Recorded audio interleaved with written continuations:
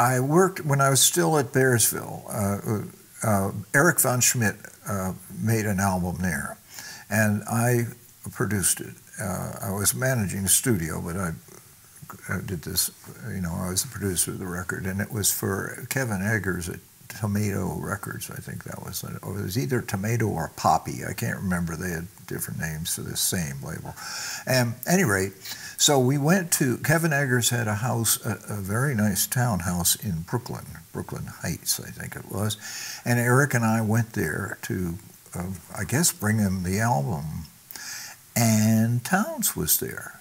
And he had just done the late, great Townes Van Zandt album. And for that label, same label. And so that's where I met him. But it wasn't much of a meeting. We were there to do this, and I don't think I had heard any of his music at that point. I was amused by the late great reference, because Hank Williams was my first love in music, and when I was a teenager, like I was 14, 15 years, barely, almost 15 years old when Hank died. And by that time, I already had 2 albums of 78s. I had Mona the Blues, I had Luke the Drifter, and right after he died, every time you heard his name, it was the late, great Hank Williams. And I know that Townes was making that connection. I was quite sure of that. And then, of course, later, I came to Nashville in, I guess it was November or so of 73. I had thrown everything over in Woodstock, including a wife and working for Albert Grossman, and I bought a motor home and found a girlfriend who liked to ramble, and we rambled. And so she had kids out in California. We went out to California. We were coming back in the motor home, and Jerry Jeff Walker had moved to Austin. And we were coming that way, and I had a phone number for him. And I called him up, and he wasn't home. So I didn't go to Austin. I just kept going to Nashville. And I went to the Station Inn, and Norman Blake was playing there. And Norman and John Hartford had made an album at Bearsville with Norman and David Holland, the jazz bass player. I'd written the Bill Monroe book about Bill and Muddy Waters' boss men.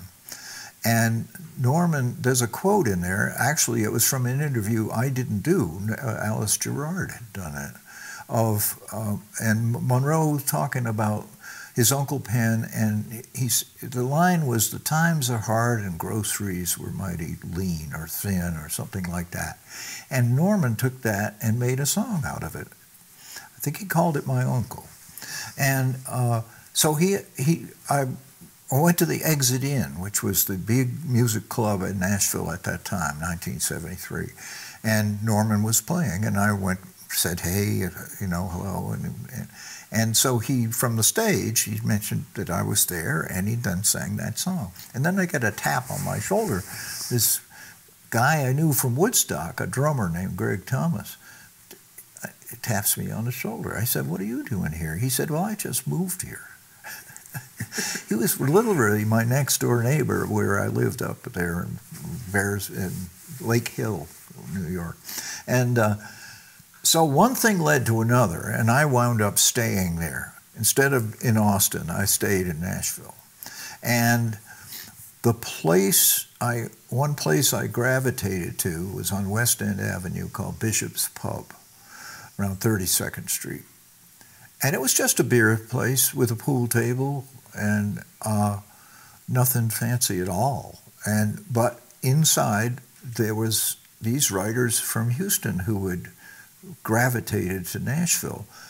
Townes was the head, sort of, and Guy and Susanna Clark, Richard Dobson, Rodney Crowell. And they would sit around and play for tips. singing songs, and play for tips and play pool, whatever, you know. And that's how I really met Townes then. And then he had a place out in the country, and once the weather got good, go out there, play songs out there, you know. But I was never, Townes inspired some people to really almost like worship him in a certain way. And it made me kind of, I'm not that person. I'm not that kind of person. And and of course, I had heard, Jack Clement produced that late, great Townes Van Zandt album. And during this year, 73, 74, Jack was working on another album with Townes, and I went with Guy and Susanna over to Jack's tracks. And they were working, you know, and I'm not into barging into recording sessions, and Jack, so I never met Jack then. We played some darts, Guy and me, they have a dart board there. They still have it there at Jack's Tracks. It's now called Allentown. And we played little darts, and then we left. And so I didn't, you know, get involved I really didn't get that much involved in Townes, but I liked him a lot. And any time we ran into each other, which we did in the bars, you know, you would just run into everybody all the time, and you'd always have a good time, you know. And he liked me, and I liked him. It was as simple as that. And then much later in the 80s, Jack Clement really insisted that I learn how to run the board. He had his house on Belmont, and he put a studio up in the attic, and that was my base. I moved to Nashville in '76 because of Jack Clement. I just took a chance, and I didn't know how it was going to pan out, really. And Jack at the time was at the bottom of his barrel. He'd spent a lot of money, like $1 million, on a movie that he had always wanted to make.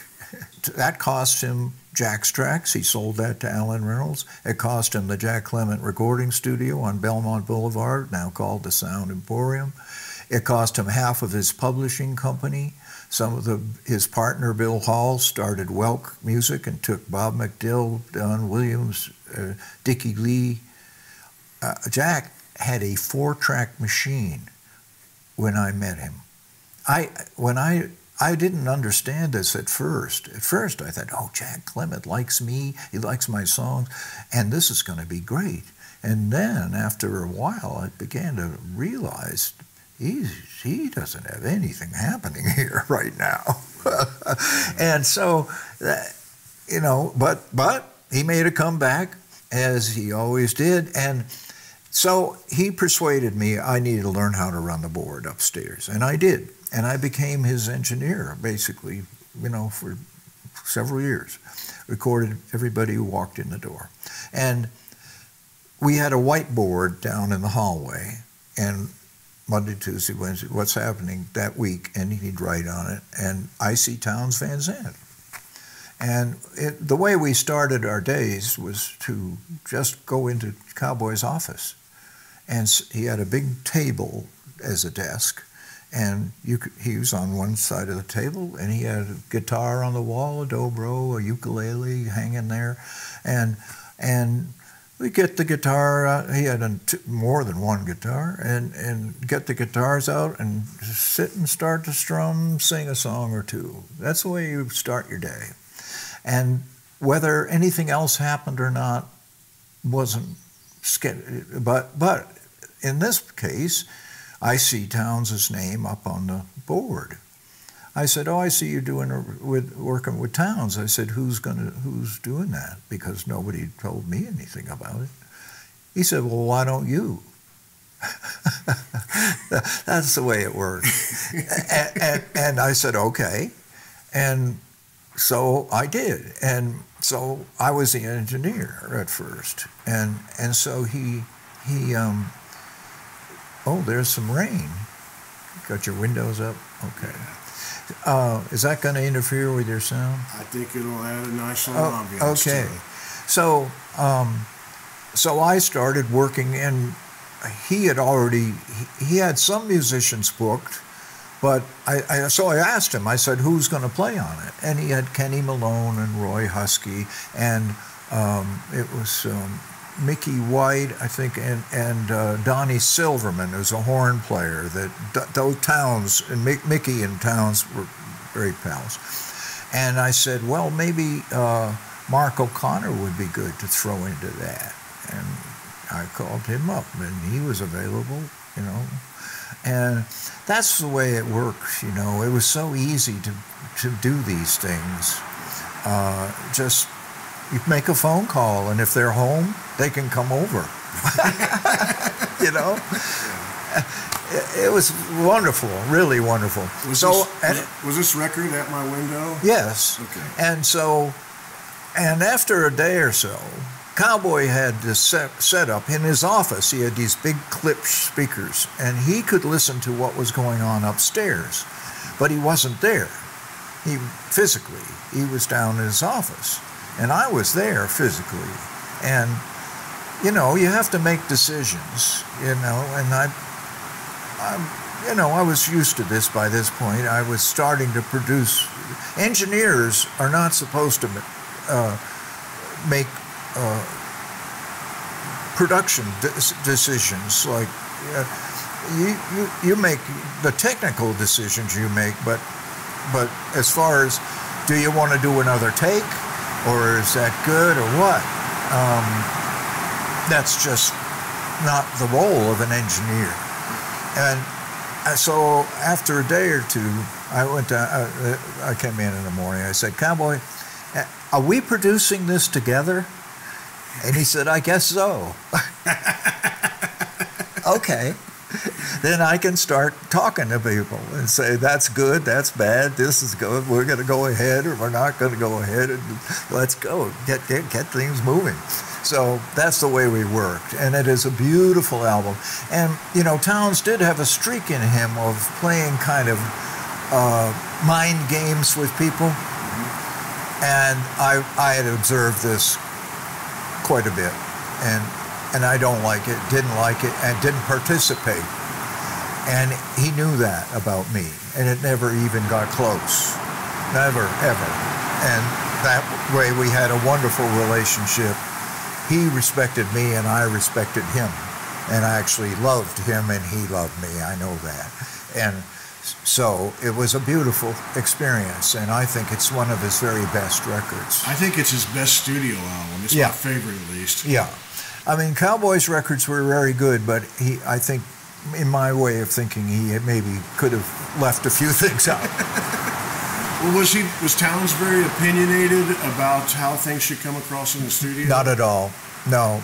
He sang, and he was among friends. Charles Cochran also played on that, I think. I might be wrong about that, but I believe so. And Roy Husky and Kenny Malone. These people are your friends, and musical friends, and you don't have to say anything to them. They don't have to say much to you. They listen, and they give you whatever they think is best for your song, and that's it. And so you can get a lot of work done that way. There's not a lot of chit-chat and bullshit going on. I really liked that. Did you guys make charts?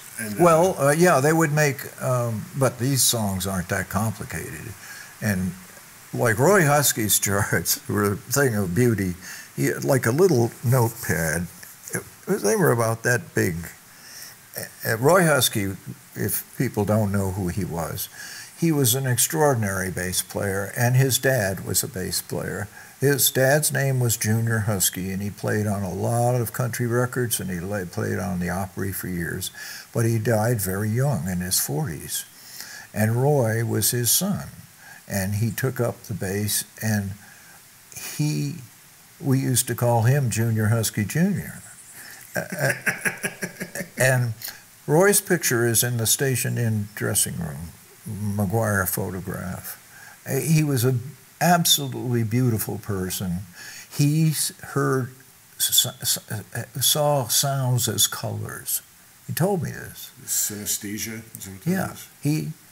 And his charts were tiny, little things. And he rarely looked at them. And if he had looked at them, I don't know how he could have read them because they were written so small. But he had impeccable time, beautiful tone. He didn't overplay. He just was there. And it was so something you could really count on. And like a heartbeat, you just knew it was there, and you didn't have to worry about it or think about it. I did an album with Nancy Griffith, the first album we did, and we recorded 13 songs in 2 days. And at the end of it, the last song we were working on, I just happened to look at Roy's hand, and his fingers were black, you know, but he never wavered, ever wavered, just boom, boom. And he died an untimely death, too, in his 40s from cancer. It's very sad. They have vaults, you know, where you slide a person into a slot in a wall. He was right under his father. Between them, they had 85 years. But he was a gift, and I was one of the recipients, and any record that I made at that time, he was on. Towns ever talk about Cowboy? Just curious what their relationship was. Well, was. They had a prickly relationship, but drink was not their friend. And both of them could get drunk and just be stupid. I tended to absent myself from, if I could see these clouds on the horizon, which was a bottle of Chivas in Jack's case. He'd send somebody to the liquor store, they'd come back with a bottle of Chivas. Maybe I think I'll just take an early break today and go somewhere else. And he might come back and find out that he fired everybody that day or some stupid thing like that. No, and he and Towns, and then Towns could be cute too. As this album, Jack, I guess they had an arrangement that Jack was going to get the publishing on some of these songs. Well, unfortunately, publishing wasn't available. No, but if Towns had neglected to mention that someone else already published those songs. But well, the cover of that album. That's McGuire. That's in the kitchen at Cowboys. I remember when I interviewed you there 8 or 10 years ago. Yeah. And I walked into that kitchen, and it hit me. That's the cover of that album. That's right. Were you there when the photo was taken? I don't know if I was. I doubt it. But I mean, that's where, if at Cowboys nobody came in the front door, you always came into the kitchen, and you always got a cup of coffee in the morning. And then you proceeded to the office, and that was kind of the way you went. And Cowboy, if he felt like it, would cook a pound of bacon. And you know, it was just a gathering spot. And I'm a firm believer in kitchens as a place for music to happen and people to get together and you know, food, and it's nice. And Cousin Bob, Jack's cousin Bob Clement, who owns this place now, has the kitchen. I mean, it's updated a little bit, but it has no real change. You could stand in that same place as Towns and take the same picture almost, you know. And McGuire took that picture, and he's just a great photographer, and I don't think it took 10 minutes, you know. I took a picture of Sean Camp in the window. We tried to reenact it. Oh, yeah. Jim McGuire's picture was much better than mine. Yeah. And I think it might have been a Polaroid. It might have been a color Polaroid, and he kind of messed with it a little bit. It's not clear. It's a little smudgy. It's an SX70 Polaroid. Before it dries, you can move the emulsion around. Yeah, I think he did that with that picture. But there's something I want to throw in about Cowboy Jack while we're talking about it. there's a living legacy that he has that I can see through people like you, Sean, David Ferguson. Yeah. There's so many people, Mike Bub, Guthrie Trapp, people that came into his orbit in certain ways, and they celebrate him, and they stick together, and they play gigs together. Yeah. It's a beautiful legacy. I thought the Irregulars, when I went with, I met Jack in '76, and I met him at Jack's Tracks, and I was there. I had made some tapes up in Massachusetts. I was back in Massachusetts. This is after my sojourn in Woodstock and blowing off a bunch of steam, and I wound up living in a cottage that my dad and my uncles had built near the ocean, because my mother was going to sell, and before she sold it, I could live there. And I didn't have anything going on, really, but I did start playing some music with the sons of Everett and Tennis Lilly. The Lilly brothers were the first bluegrass music I ever heard live.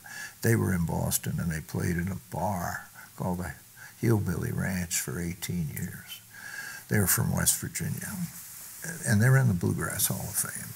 And Don Stover, a great banjo player. And so I was friends with them, and Everett and Tennis are Everett's sons. And when I went back to Massachusetts, I hadn't been there for a while. I was in Cambridge, for several years with Bill Keith. I didn't know people, and I met them and met up with them, and I said, and I don't know, I guess Tennis said, well, why don't you come over to the house, we'll play some songs. And we formed a little trio. And I wound up making an album for Rounder at that time with them. And this guy who used to work for me at the Club 47, David Gessner, he had some money, and he said, what? And I was writing a lot of songs at the time. He said, I'd be happy to pay for sessions, a couple of sessions for you, get the musicians. And I did. And it came out really good. And those tapes I took with me to Nashville in April of '76. And one of the people I looked up was John Lomax. So the year in '73 and '4, although I was drunk almost 24 hours a day, wasn't a waste of time, because I met all those people. I met Towns and Guy and Susanna and everyone. And so I went back, and John Lomax, who was part of the Lomax family, I knew Alan Lomax, because I work at Newport, and at that point he was working at Jack's Tracks. Jack had a record label called JMI Records, Jack Music International. That's what JMI stood for, and Don Williams' original records were on that label, and so but the label was waning, and of course, I didn't know that, and I love those Don Williams records, and Alan Reynolds produced those records. That was his beginning as a producer. And I would look at the names on the back of the record, and Joe Allen and Kenny Malone and Charles Cochran and Jim Colvard, all these people. So at any rate, Lomax was working at Jack's Tracks, publicist for Jack. And so I went there, and I had this tape, and one of the songs was a thing called Only the Best. It's a waltz, kind of a Cajun-y waltz. And he said, I think Cowboy would like this song. And I'd heard that Jack had gone to Texas, because the scene in Texas with Willie and Waylon was happening, just beginning to happen, and he didn't have anything happening in Nashville at the time. And I said, well, where is he?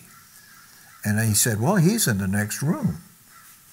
And he went and got him and put that song on, and Jack Clement is waltzing around the room with a glass of water on his head, starting to sing the chorus.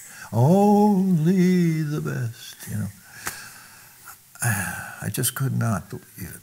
I really couldn't, and I still can't.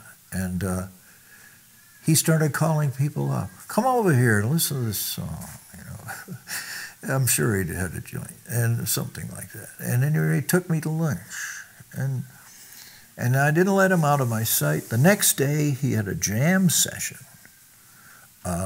with all those players on those Don Williams records. They just came over every Saturday and played. And Marshall Chapman showed up. And he said, why don't you guys go out and get us some beer? So I went out to the hurry back with Marshall Chapman, who I'd never met before, and boy, this is looking good to me. And it was just unbelievable. But Jack, you see, had been in Boston in 53, and with a trio of Scotty Stoneman, of the Stoneman family, a champion fiddler, and Buzz Busby, who was a very crazy mandolin player. Brilliant, actually. The trio, they had a trio called the Bayou Boys, and they were on this show called the Hayloft Jamboree radio show, but they had a stage show too. And so I saw Jack Clement at that time. And they didn't stay up there long, maybe 3 months, 2-3 months. I saw him a couple of times. And then he went back to Memphis. And that's when he started, shortly after that, connected with Sam Phillips.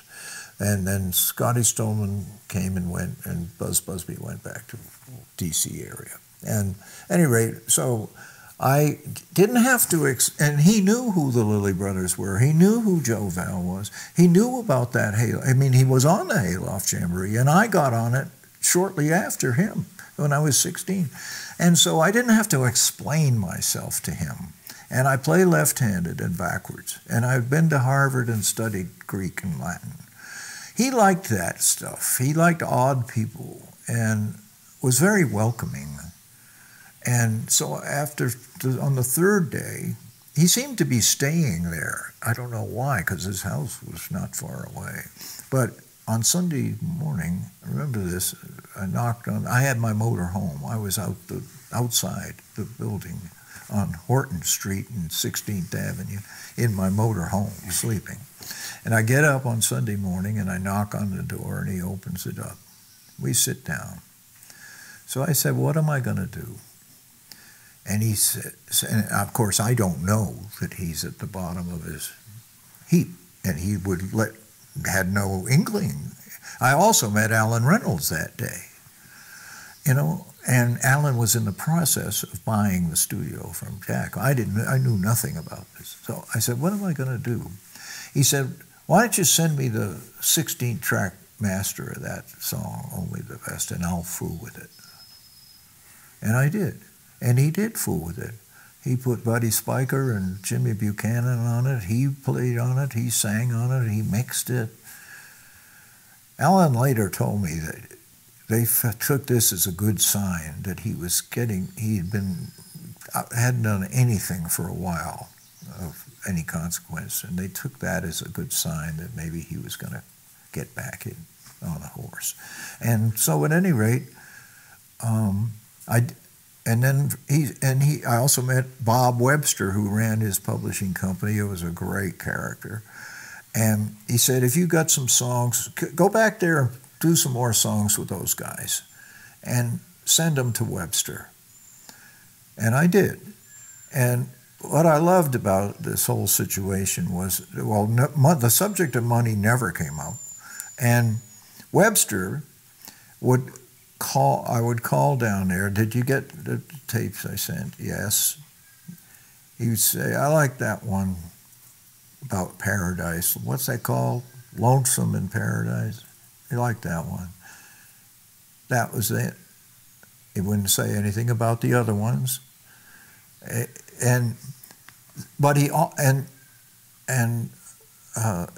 Occasionally he said, do you want to talk to Cowboy?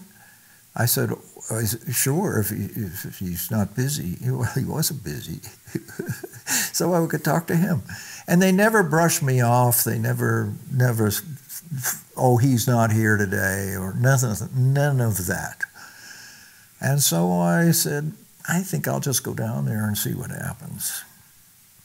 And I arrived, and his secretary, Anita, told me a couple of places to look for an apartment right off of Music Row, had a pool on the roof, and the rent was $195 a month. And they only wanted, it was middle of June, and they only wanted half the month's rent, $100. I got in there for $100, no deposit, And I lived there for 12 years. And I got some furniture out of Cowboy's basement. I got a table and a chair and a day bed. And that was it. I was there. And I had gigs with Tennyson up in New England. In the summer, there was festivals that I could play at and make a few dollars, enough to pay the rent.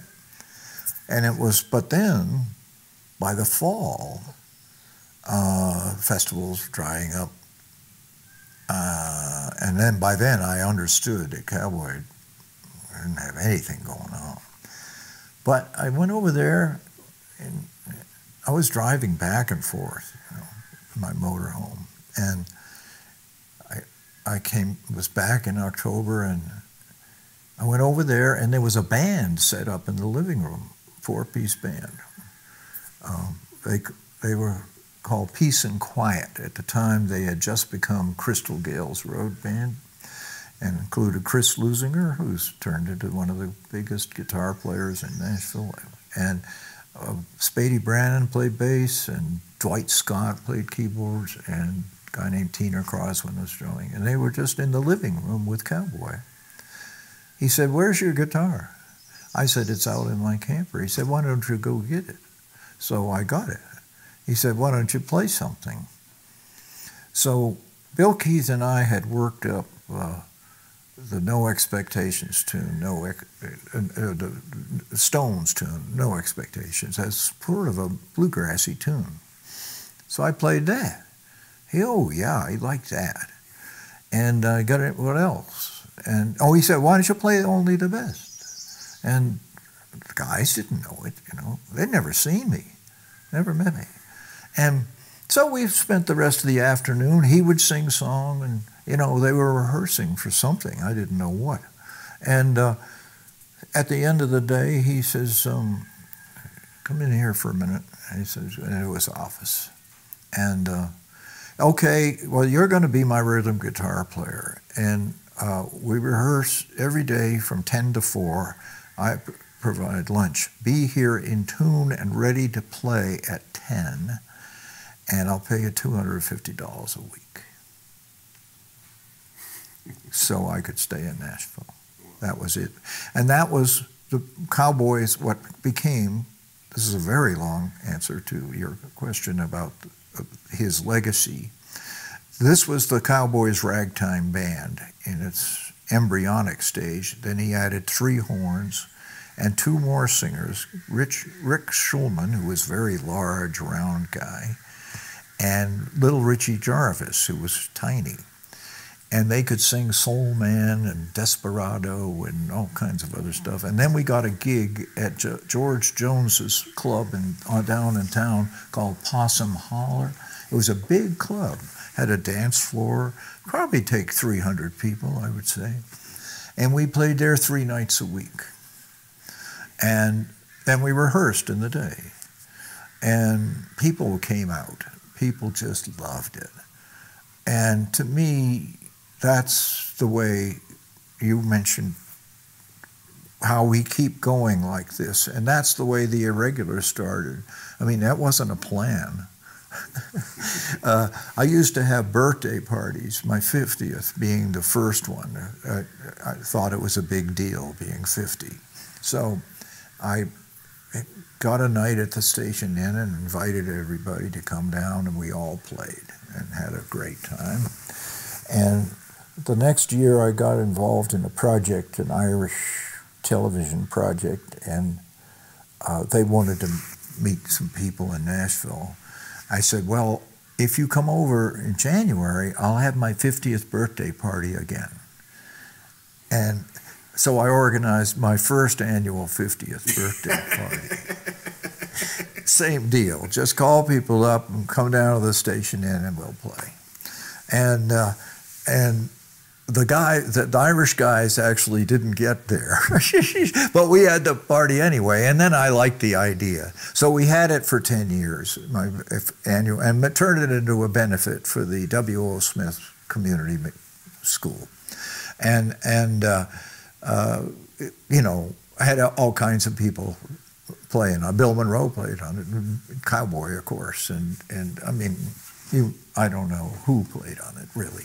Any rate, Prine, of course, and I mean our whole gang, Cap McLaughlin, many of the people who became the Irregulars, and so that then when I turned 60, I said that's enough of that. But I said, well, maybe we should just do a gig. Forget the birthday party aspect of it, and we'll just play. And I called people up, and down they came, and we did that for 25 years. But I always felt that that was an extension of the ragtime band. And I've encouraged Sean and others to keep it up. You know, I'm not a band leader here. You know, you can do this without me. You need to do it and keep this kind of music going in Nashville, because otherwise it's not good, you know. Well, Ferg is a great, I mean, you know, Ferg came in there as a teenager. A guy named Coley Coleman had a kind of a sculpture studio in the basement of the house, of Cowboy's house. He like carved stuff, and he also repaired instruments, and he worked down at Randy Wood's Pick and Parlor down on 2nd Avenue, which was a nice club and an instrument store and repair shop. And Fergie somehow drifted in there. Fergie was, I think, from East Nashville, and he was 16 or so. And he drifted into there, and Coley spotted him and started bringing him over to Cowboys. So here's a kid who can go to the store and get us something, you know, run errands, stuff like that, just hang around. And he hung around. And Cowboy, once anybody hangs around very long, he says, why don't you learn how to run the board or something like that, you know? Mark Howard, I mean, there's an incredible array. Alan Reynolds. It pissed me off for many years that they weren't putting Cowboy in the Country Music Hall of Fame. And I wrote a thing one year about, let's take Cowboy out of country music and see what we got. You got a lot of holes. You don't have Alan Reynolds. You don't have Garth Fundus. You don't have Kenny Malone. You don't have this person, that person, Charles Cochran. You know, it was endless. And, you know, John Hartford brought Mark Howard to town, and Mark Howard winds up learning how to get in the board, doing the board. Fergie learns. You know what Fergie's first real recording was? U2 got a hold of Cowboy, and he didn't know who they were, and sent somebody out to get the record. They wanted to record at the Sun Studio with him. And so he brought Ferg over there. He recorded Angel of Harlem. That was his first... First real recording. You know, he might have recorded some people upstairs, but it wasn't records. It wasn't something that came out or anything like it. But that was his thing, you know, and I go along with this. Throw you into the deep end of the pool, and you're going to swim. And that's the way you're going to learn fast. You can take all the YouTubes you want, but there's nothing like reality to wake you up. You know, and my first recording for him, you know, when he told me, he said, you need to learn how to do this. And I said, oh, and I've been at Bearsville, you know, I was the manager of the studio, but I didn't touch those knobs. And I watched other people doing the work. And, you know, I watched, say, Robbie Robertson take 2 hours to get a drum sound on Levon Helm. And I thought there was something about this I didn't understand, and I thought it was way over my head. And so when Cowboy told me, I said, no, I don't have that technical ability. He said, you know how things are supposed to sound. And he said, it's not that hard. You keep the needles in the middle, needles then, you know, and keep them in the middle, get it on tape, and then if you want to do something, but don't fuck with it until you get it on tape. And this was like, oh, I guess I'm not so dumb after all. And so, he had two guys working for him at the time, Jack Rochmal, who passed away recently, Stack a Track, and Kurt Allen. So they would be up there all the time. And so I went up there. I said, can you show me where the on-off switch is and stuff like that? And they were very nice. They were totally with this program. Yes, we show you everything you need to know. If you don't know it, ask us. We'll tell you.